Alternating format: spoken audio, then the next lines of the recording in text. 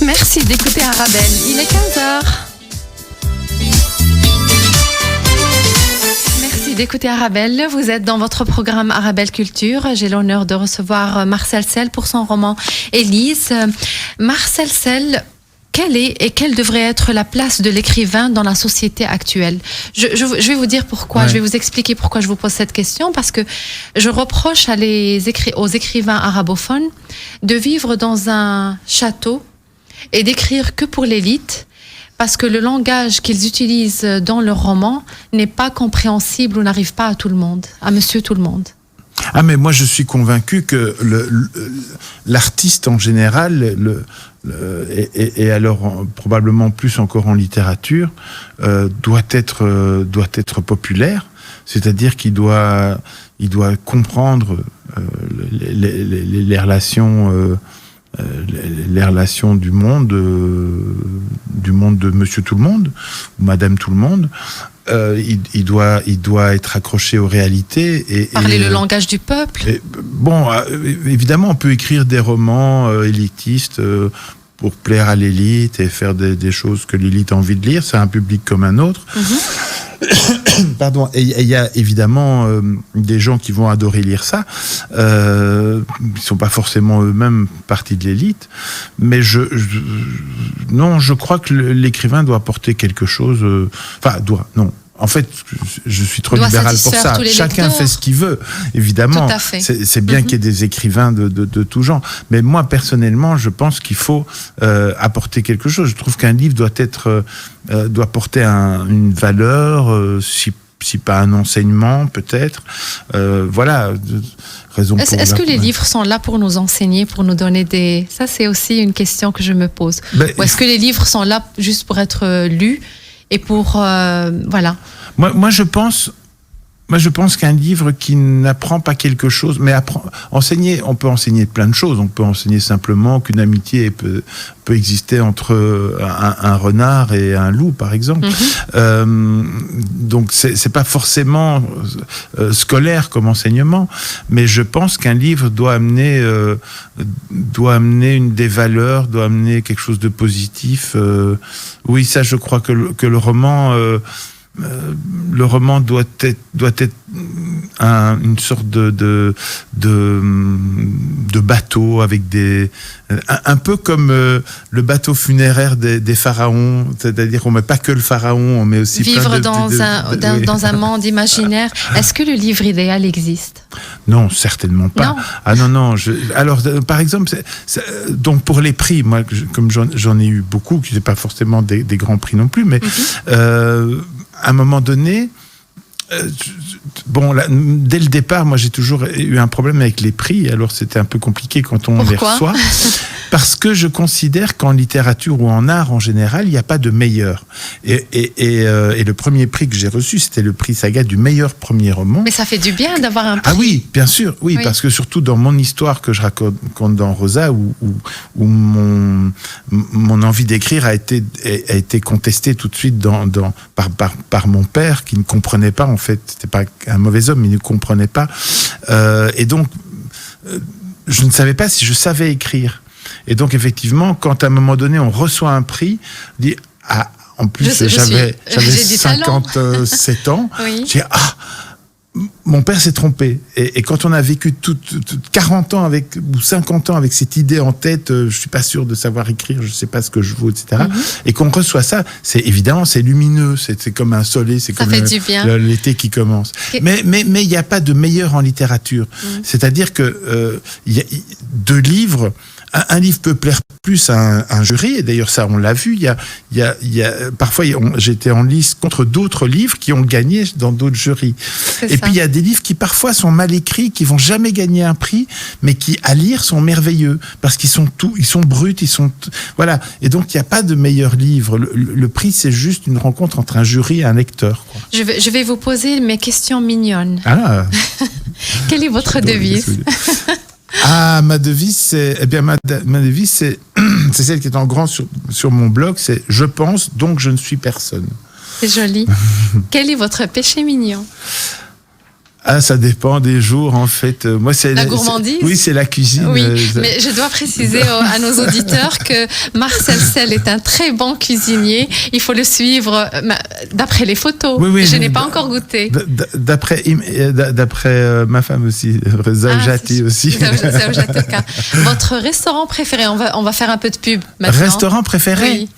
Ah non. Vous êtes plutôt poisson, viande, légumes. Alors, mon restaurant préféré, eh bien, figurez-vous que c'est une petite, enfin, c'est même pas une auberge, c'est une sorte de petite cabane qui se trouve au milieu des marais salants à l'île de Ré. Vous me donnerez l'adresse après. Et oui, ça s'appelle la cabane du Fenot, mais il faut aller jusqu'à l'île de Ré. En ce moment, je crois que c'est zone rouge. Oui. Et là, on mange des huîtres, des palourdes, des coquillages, mais qui viennent directement des marais salants qui sont juste là. On est au milieu. Donc là, on mange l'huître là où elle vit, quoi.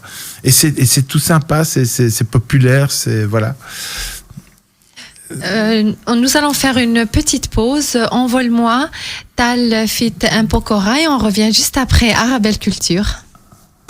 Arabelle Culture est de retour avec Marcel Sel. On parle de son roman Élise. Je vous le montre parce qu'on est en direct sur Arabelle FM. Vous pouvez réagir avec nous au 0488 106 800. Marcel Sel, quelle est votre plus grande fierté? Je continue avec mes questions mignonnes. Benetti. Moi, je vous dis que Dieu les bénisse. Et quelles sont vos qualités et vos défauts? Ah, là, il faut demander à Zaoujati. C'est ça. Et oui. En fait, non, en fait, je préfère. Mes défauts, je peux vous en parler longtemps. Mes qualités, je préfère que ce soit les autres qui me. Vous écrivez bien déjà? Peut-être. Voilà.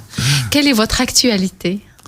Alors, mon actualité, je suis en train de préparer le 3e. Il s'appellera comment? Ça, je ne sais pas encore.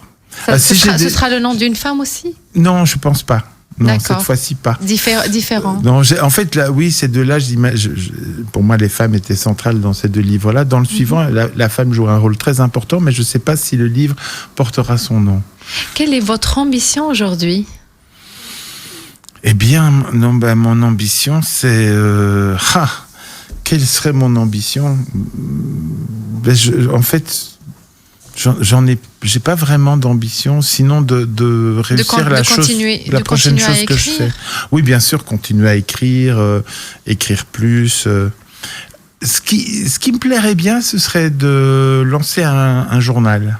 Ça littéraire aussi dans le monde de la... Non, vraiment un journal de débat, de discussion, voilà. Mais bon, la Belgique francophone est trop petite, je pense, pour ce genre de...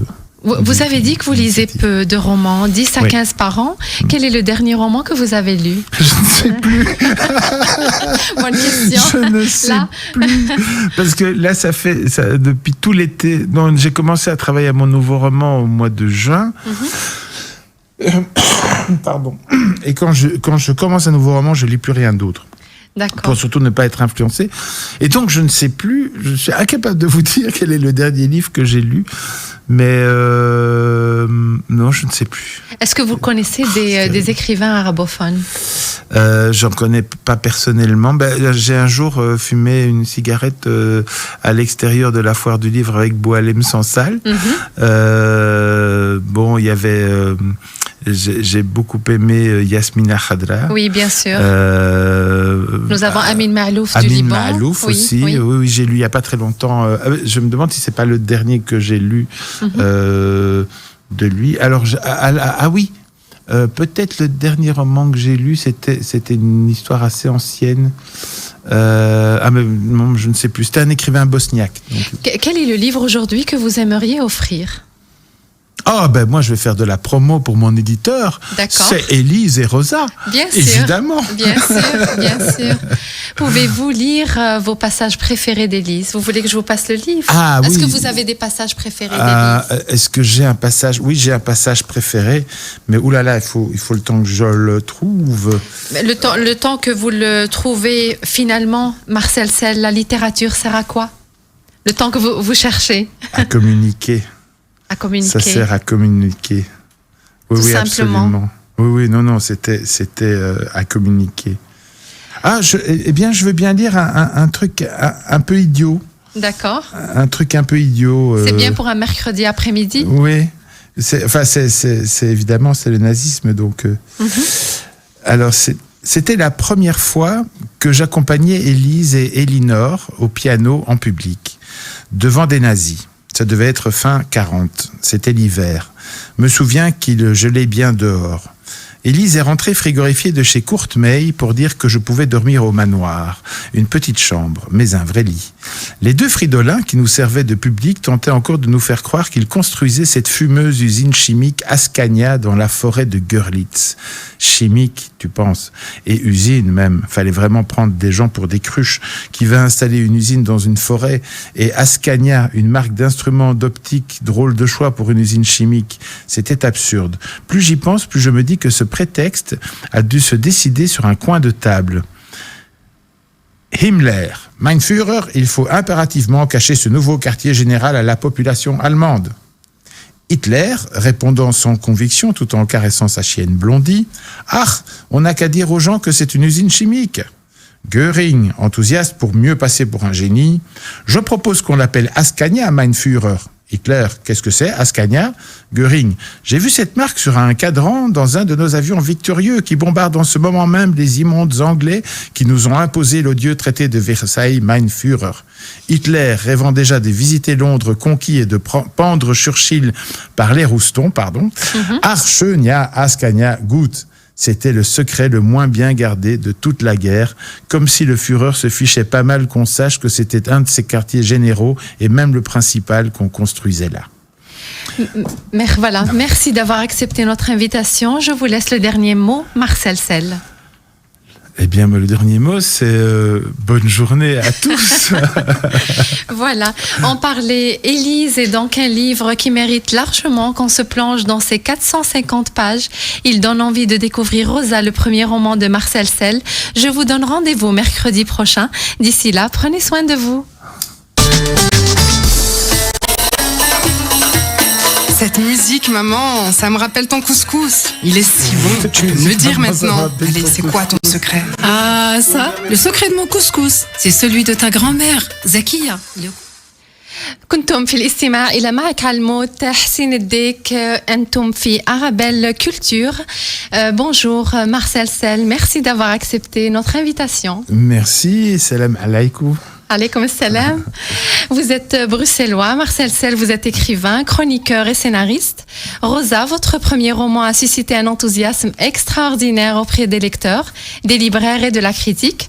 Récompensé par le prix des bibliothèques de la ville de Bruxelles, le prix Saga Café du premier roman, le prix Soleil Noir, Jaune, Rouge et le prix des délégués de classe du prix des lycéens. Rosa est par ailleurs finaliste du prix Rossel. Vous êtes avec nous aujourd'hui en direct sur Radio Arabelle pour parler d'Élise. C'est ça, hein, j'ai bien fait l'intro. Tout à fait, c'est parfait. Donc, pour la première question, elle est un peu longue. C'est concernant l'écriture. L'écriture que j'aime est une écriture qui ne repose que sur elle-même, sur la nature, les détails négligés de la vie et les profondeurs de l'âme humaine. C'est une écriture qui ressemble à une musique belle et profonde, venant d'instruments populaires, pauvres et très répandus. Le secret de la beauté et du charme de cette musique ne réside pas dans l'instrument, mais dans la main qui en joue. Je ne suis pas autant étonnée par les gratte-ciels, les héros, les fidèles et les grandes dates que par une fourmi, sans nom et sans identité, sauf l'identité du vent et de l'oubli. Une fourmi, c'est tout, car il n'y a de nouveau que ce que tu crées, et non pas ce que tu vois et qui tu vois. C'est le genre d'écriture qui a le goût du gâteau des mères, fait uniquement de semoule, de sucre et de tendresse. Le goût éternel, clair et mystérieux, qui ne peut être surpassé par toutes les pâtisseries glamour, luxueuses et coûteuses. Marcel Sel, quelle est l'écriture que vous aimez? Mais j'aime beaucoup cette description et elle peut convenir à Rosa qui a été écrite de façon le plus simple, avec des mots simples, des phrases courtes. Par contre, Élise, c'est beaucoup plus sophistiqué. Il y a une partie, François. Il y a deux personnages qui parlent. Il y a François et Élise. Quand François parle, c'est un langage très commun, très populaire. Et par contre, Élise, ce sont des phrases très très longues, mais que j'ai dû retravailler pour des tas de fois pour qu'elle soit facile à lire et qu'on ne perçoive pas la longueur des phrases. Et donc là, c'est un travail stylistique très complexe. Et donc, moi, j'aime l'écriture. Ce que j'aime dans l'écriture, c'est d'explorer, c'est de trouver l'écriture qui va avec le sujet qu'on veut créer, dont on veut parler. Et l'écriture que tout le monde peut lire. Ah oui, non, mais de toute façon. Simplifier. Oui. Alors, je simplifie. J'essaye pas de simplifier. J'essaye d'être facile à lire, d'être compréhensible. Mais c'est pas pour ça que les phrases sont faciles, je vais dire. Donc la construction peut être très très complexe, mais il faut qu'à l'arrivée, c'est comme un tableau. On peut travailler 3 mois sur un tableau à mettre des petites touches partout, mais l'important c'est que quand le spectateur voit le tableau, qu'il le comprenne tout de suite. Comment résumerez-vous Élise en quelques phrases ? Ouh là là. Je sais que c'est difficile. Oui. Si je dois le résumer en quelques phrases, c'est l'image. En fait, il y a plusieurs façons d'en parler. Ça pourrait être simplement thématique, et de dire, de se demander ce qu'est l'humain quand il est dans une dictature ou dans un totalitarisme. Qu'est-ce qui reste de l'humain et comment il peut s'en sortir alors qu'il est menacé de partout. Voilà. Il est dans un système de survie. Voilà, exactement. Et nous avons un couple ici, donc qui se forme, donc un soldat français qui est prisonnier en Allemagne en 40-45, et une jeune allemande qui au début est nazie comme toutes les jeunes allemandes. Elle a été formée elle a été à l'école, on lui a parlé que de ça, donc elle ne connaît rien d'autre. Et ils vont se rencontrer. Et petit à petit, la situation, le partage entre les deux vont faire qu'ils vont se retrouver jusqu'à au cataclysme final où elle est soumise à une scène de viol collectif. Oui, par ça les on va en soldats. parler un peu plus tard, la scène de viol. Pourquoi avoir écrit Élise, Marcel Sel ? Alors je l'ai écrit parce que je suis... Mon grand-père vient des cantons de l'Est, donc cette partie qui a été allemande de 40 à 45, c'est-à-dire que les nazis l'ont annexé, et il était résistant, et donc il a continué à résister de façon pacifique parce que c'était un pacifiste pur et dur, mais ils ont organisé des choses pendant la guerre, et à tel point que c'était un des seuls fonctionnaires, il était enseignant, c'est un des seuls fonctionnaires qui a été repris par la Belgique immédiatement après le départ de nazis, parce que la plupart des autres étaient soit suspects de collaboration, soit avaient carrément assez bien collaboré. Et en fait, quand mes oncles me racontaient son histoire, je me rendais compte qu'il y avait des gens du village qui avaient été des nazis, qui avaient été donc son ennemi, et que malgré tout, même pendant la guerre et après la guerre, ils avaient gardé des contacts humains. Et dans l'histoire, comme on nous l'a raconté à l'école, les méchants Allemands et les gentils Belges qui font la guerre entre eux, il n'y avait pas de place pour ces nuances, pour cette humanité. On ne parle pas des gentils. On parle que des méchants ? Non, mais c'est-à-dire qu'on caricature tout le monde. Il y a des gens qui sont inhumains, qu'on ne peut pas sauver, mais pendant les guerres, il y a des humains qui sont faibles et qui cèdent, qui deviennent des collaborateurs qui vont donner leurs voisins, etc. Il y a ça. Mais s'il n'y avait pas eu la guerre, ils auraient peut-être été des gens tout à fait décents. Et puis il y a le fait qu'il y a la pression aussi. Il y a des tas de gens qui n'ont pas qui n'ont pas une attitude correcte parce qu'ils avaient simplement peur. Résister, ça veut dire aussi mettre en danger sa famille. Et là, il y a des questions terribles qui se posent. Et donc, moi, quand on me dit, par exemple, je suis sûr que tu aurais été résistant pendant la guerre, je dis non, moi, je suis pas sûr, mais pas du tout sûr de ça. Non. Voilà. Je rappelle les auditeurs que vous pouvez réagir avec nous au 0488 106 800. J'ai l'honneur de recevoir Marcel Sel, l'auteur d'Élise et de Rosa. Élise, Élise est le deuxième roman que vous publiez. Le premier avait assez bien marché. Il avait eu une très bonne critique qui s'appelle Rosa, justement. Est-ce qu'il y a une filiation entre Rosa et Élise? Est-ce qu'Élise est la suite de Rosa ou est-ce que c'est bien plus compliqué que ça? J'ai tout compris. Voilà, je veux savoir tout. Alors, quand j'ai terminé Rosa, donc la thématique de Rosa est assez similaire, même si c'est une toute autre histoire, mais c'est toujours sur cette recherche de qui est l'ennemi, hein, où on a par exemple le type le plus fasciste de l'histoire qui devient après communiste et qui devient un résistant et un type d'une humanité incroyable. Et en fait, quand j'ai terminé Rosa, je me suis dit, mais en fait, ma vraie histoire, celle que je voulais raconter, elle se passait pas en Italie, elle se passait en Allemagne. Et d'autre part, quelque part en Italie, on a encore, dans le fascisme, il y avait encore, en tout cas jusqu'en 43, fin 43, il y avait encore un espace pour une forme de liberté qui n'était pas ce que nous connaissons, mais qui était, voilà, il y avait encore un espace pour de l'humanité, de la liberté. Et puis ça s'est arrêté. Dans le nazisme, il n'y avait pas ça du tout. On est dans l'inhumanité totale. Et en même temps, il y avait aussi, j'avais envie d'avoir un dialogue entre deux personnes et de travailler encore l'aspect chronologique, puisque mes romans sont construits de façon non chronologique, et donc je voulais travailler ça un petit peu loin. Et donc c'est pas une suite, mais c'est une poursuite du travail de recherche de l'auteur.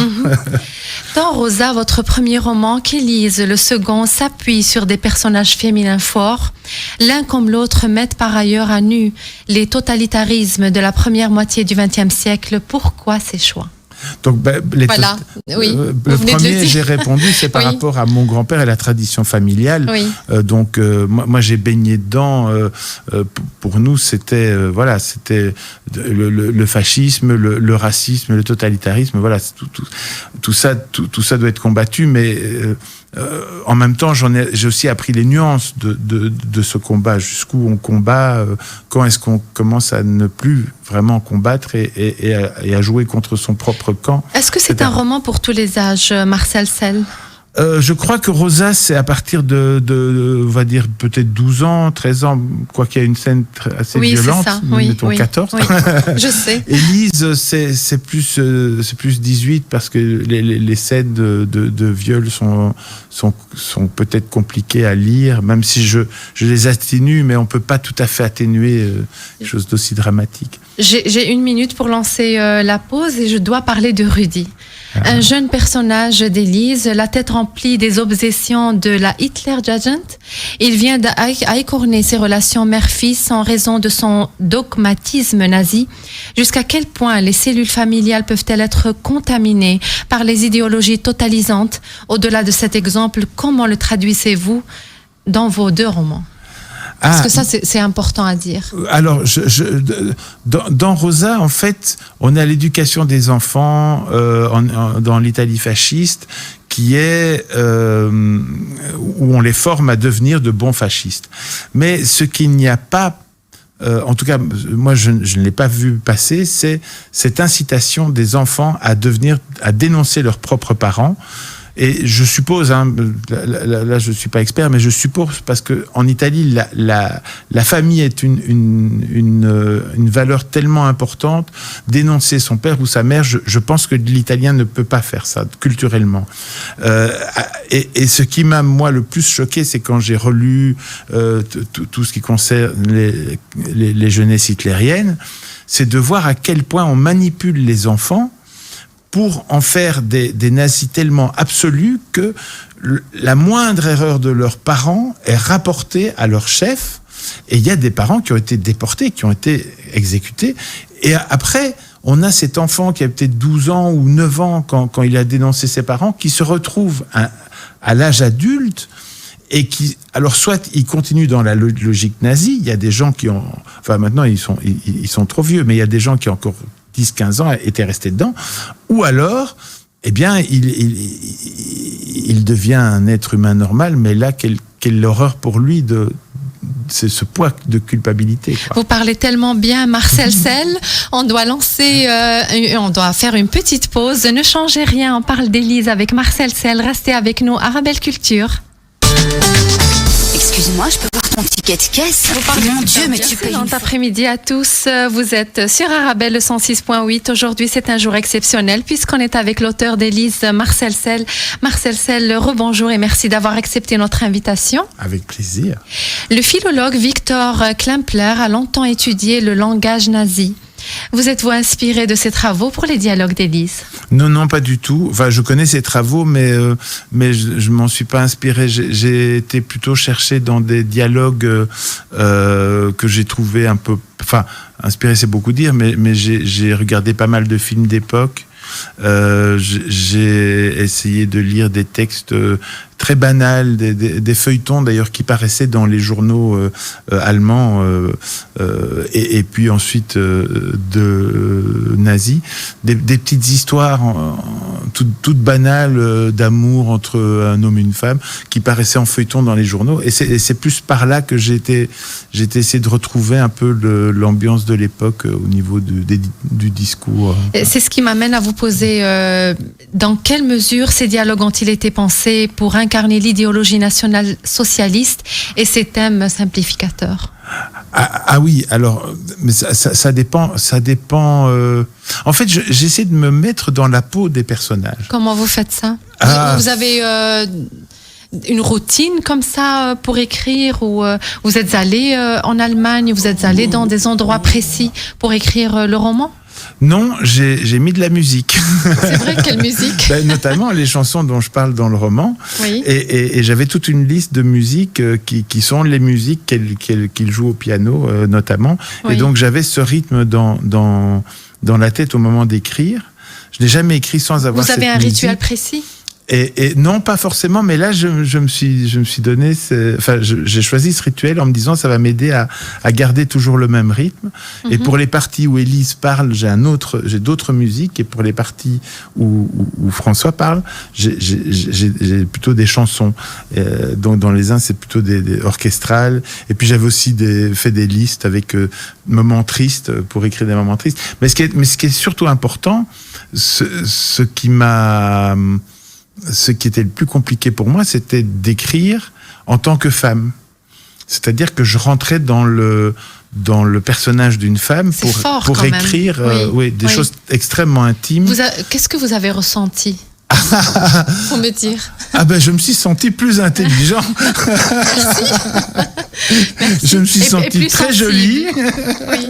Et plus sensible aussi. Et peut-être plus sensible. Quoique là, je suis moins d'accord. Je pense que la sensibilité est très bien partagée, mais que la culture permet aux femmes de l'exprimer plus facilement. Mais ça, c'est purement culturel.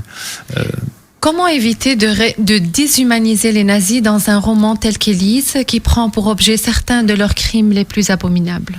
Eh bien, il y en a qu'on ne peut pas déshumaniser parce qu'ils ne sont pas humains. Pour moi, tout simplement. Quand on prend par exemple ça y est, j'ai oublié son nom, Paul, en tout cas, un des personnages de nazis qui était le chef de la police à Varsovie, qui a fait tuer des enfants parce qu'il passait de la nourriture dans le ghetto de Varsovie, et qui trouve ça très bien, et qui s'en réjouit. Ces gens-là, on peut pas les sauver. Ils sont inhumains, ils resteront inhumains. Est-ce qu'il faut dire les choses telles qu'elles sont? On peut que les condamner, les enfermer. Pardon ? Est-ce qu'il faut dire les choses telles qu'elles sont? Il faut essayer de les représenter telles qu'elles sont le plus possible, mais ça demande d'aller fouiller très loin, parce que quand on rencontre des gens qui ont ou qui sont aujourd'hui, moi il m'est arrivé de discuter avec des gens, par exemple un type qui vote pour le Vlaams Belang, je parle avec lui pour voir qui il est. Qu'est-ce qui l'amène à voter pour un parti extrémiste? Et très souvent, je me rends compte que c'est de la frustration, c'est de la faiblesse, c'est de la peur aussi. Mais ça n'est pas forcément, ça dépend, mais ça n'est pas forcément non plus de la malveillance. Et donc, parce que pour moi, la peur, la lâcheté, tout ça, c'est pas de la malveillance. La malveillance, c'est vouloir absolument faire du mal aux gens. Là, c'est vouloir se protéger. Et parfois, ils savent même pas de quoi ils veulent se protéger. Est-ce que vous croyez qu'il y a toujours, dans les plus pires criminels du monde, il y a un côté bon? Est-ce que vous croyez moi, à ça? je pense que les pires criminels du monde sont les pires criminels du monde, point. Et ça ne m'intéresse même pas de savoir s'ils ont un côté bon, s'ils sont bons avec leurs... D'ailleurs, c'est ça qui est terrible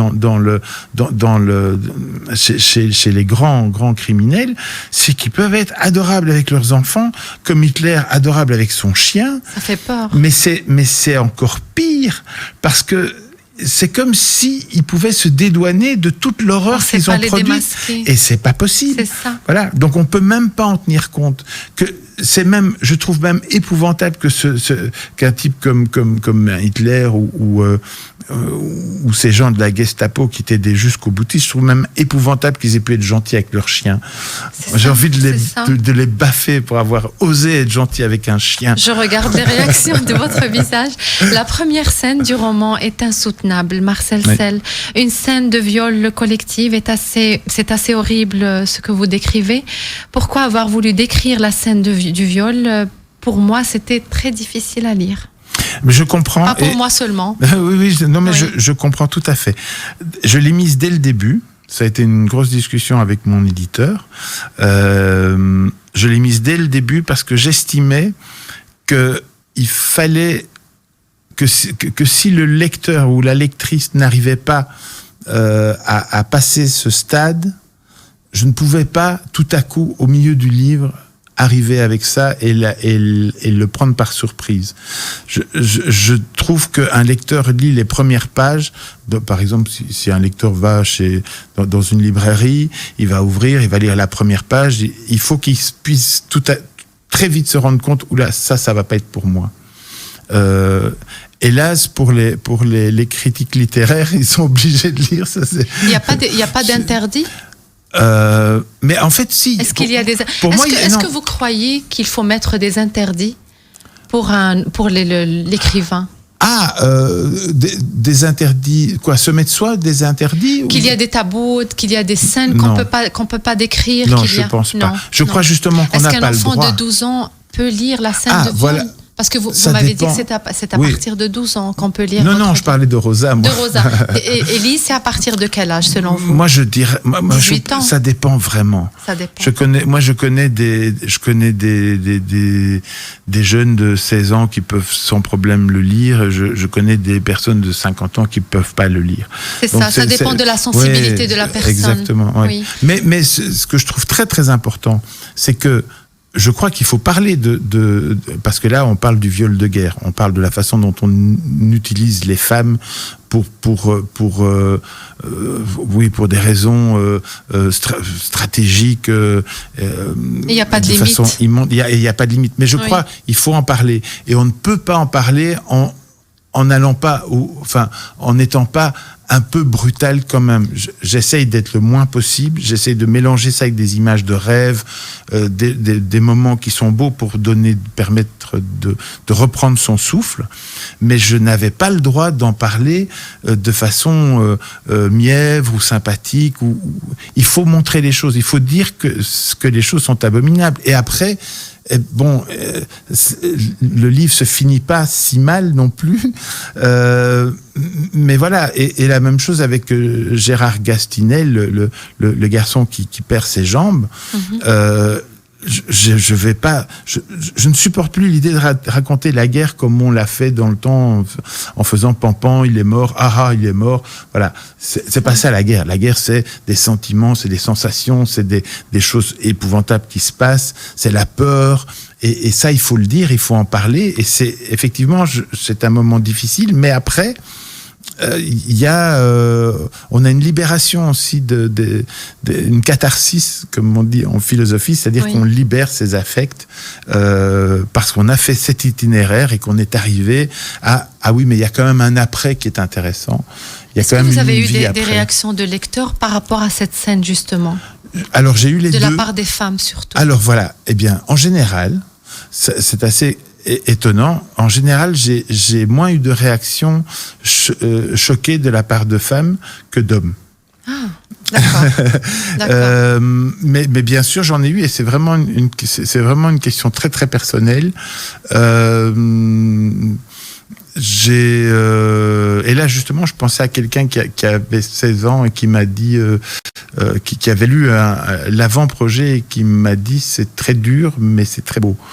Et là je me suis dit ok, si on peut arriver à comprendre ça. Elle n'a pas dit très beau, elle a dit très bon, pardon. Dans le sens où ça disait, ça racontait vraiment les choses. Mais je crois qu'il faut le faire. De toute façon, la scène de viol collectif ne se passe pas seulement en guerre, ça se passe de nos jours. On lit dans les journaux. Absolument. Malheureusement. Bien sûr. Oui, voilà. Et ça, c'est la raison pour laquelle il faut le raconter. Avec, bon, évidemment, je vais pas jusqu'au bout, je vais pas dans des détails, mais je plonge quand même le lecteur dans l'histoire, dans le moment, parce qu'on ne peut plus négliger ça. On doit en parler de façon claire, précise, et ici, effectivement, un peu sanguinaire, parce que ça l'était, parce que voilà. Ça a été. Élise est la goûteuse d'Hitler. Et les goûteuses ont vraiment existé. Est-ce que vous êtes parti sur un fait réel pour écrire Élise? Je vous dis ça parce que il y a un livre en arabe qui s'appelle Dawaqat Hitler, qui est sorti. Je me rappelle. Oui, je me rappelle plus du nom de l'écrivain. Ouais, mais c'est pas une traduction de l'italien? Je ne sais plus. C'est une bonne question. Je vais faire des recherches. Oui, parce qu'en fait, je pense que c'est ce livre dont alors, j'ai oublié ils disent l'auteur qu'il y avait 15 femmes Oui. qui étaient les goûteuses d'Hitler et elles étaient entraînées justement pour faire ce travail. Est-ce que vous êtes parti de faits réels? Alors, on est parti de même... Si c'est l'auteur donc le livre qui s'appelle La goûteuse d'Hitler. Oui. On est parti du même personnage, du même témoignage, qui est celui d'une Allemande qui s'appelait, elle est décédée maintenant, Margot Wölk, Oui. et qui a témoigné il y a 3-4 ans, en expliquant qu'elle était goûteuse d'Hitler, qu'elles étaient 15, et qu'elle est la seule survivante. Non, personne l'a rencontrée, en fait, parce qu'elle a parlé à la presse, et puis elle a plus voulu parler à personne. Mais j'avais toute une série de témoignages, comme je lis l'allemand, l'anglais, il y avait des articles en anglais et en allemand, donc j'ai pu vraiment lire toute son histoire. Oui. Mais il y a des doutes qui ont été émis, notamment par un journaliste allemand, de façon très très rigoureuse. Oui. Et donc, je pense que l'histoire n'est pas forcément vraie, mais elle peut être fausse, mais de plusieurs manières. Elle goûtait peut-être pas pour Hitler, mais pour des généraux d'Hitler. D'accord. Ou pour toute autre raison, ou tout simplement, ça n'a jamais existé, on ne sait pas. Surtout, elle explique que les 14 autres sont mortes. Et donc, l'auteur, l'italienne qui a écrit La goûteuse d'Hitler, s'est intéressée à Margot Wölk, à son histoire à elle. Oui. Et moi, je me suis intéressé aux 14 autres. Et parce qu'elle a dit que les 14 autres avaient été exécutés par les Russes. Et ce qui me paraissait intéressant, d'une part, le fait qu'elle mangeait des choses extraordinaires pour elle, pour petite paysanne de campagne, elle mangeait des légumes qu'elle n'avait jamais vus parce que c'était des plats luxe, de luxe, etc. Voilà. Mais chaque fois qu'elle mangeait, elle risquait de mourir. Donc c'est une histoire en soi qui était intéressante, mais finalement j'ai trouvé que ça pouvait tenir sur 2-3 pages. Mais surtout, c'était ce choc entre des femmes qui étaient censées être les mieux traités de l'Allemagne nazie et qui tout à coup sont confrontés à un autre totalitarisme qui est celui des Russes et la barbarie d'en face. Et en fait, elles se retrouvent entre deux barbaries qui les poussent toutes les deux. Et voilà, et d'où le sort tragique. Mais ce que j'assume, c'est que je ne sais pas si ça a réellement existé et ça n'a pas d'importance parce que moi, ce que j'ai voulu montrer, C'est pas l'histoire de 14 femmes. Qu'est-ce que vous vouliez montrer justement, ce qu'a vécu la femme pendant cette période? Alors alors le sort de la femme, c'est très important. La façon dont la femme est considérée sous le nazisme, elle est un sous-homme, elle est en dessous de l'homme, elle dépend totalement de son mari, et en fait, elle est bonne pour l'Église, donc c'est Kirchenkochen, je sais plus. En tout cas, c'est l'Église, les enfants, Kinder, voilà, et la cuisine. Elle sert à ça, la femme. Donc, elle est vraiment utilitaire. C'est un peu comme un animal un peu amélioré. C'est comme ça qu'il percevait la femme. Et effectivement, je pense que c'était indispensable de le montrer, mais en même temps, je l'ai pas beaucoup abordé ça, mais en même temps, les soviétiques, quand ils sont arrivés, qu'ils ont soumis plus de 2 millions d'Allemands au viol et à un sort tout à fait épouvantable, eh bien, c'était l'URSS, c'était le communisme, qui lui, au contraire, mettait la femme à égalité avec l'homme, sauf la femme ennemie, et qui, elle, de nouveau, n'est plus qu'utilitaire. Et donc, moi, quelque part, j'étais touché par ce sort de femmes qui étaient toutes probablement, si elles ont vraiment existé, des paysannes, ou des petites travailleuses de province. Alors, même si les 14 goûteuses n'ont pas existé, tous ces viols ont réellement eu lieu envers d'autres femmes. Et donc voilà, moi ce qui m'a touché, c'est ces femmes qui ont cru, pour certaines, pas toutes, qui ont cru en Hitler, qui ont cru que c'était l'homme qui allait les sauver, et puis qui se retrouvent entre les mains du Hitler d'en face. Et voilà, moi je trouve ça extrêmement touchant finalement. C'est très touchant, un très beau roman à lire. Nous allons faire une petite pause et on revient juste après avec Marcel Sel. Élise.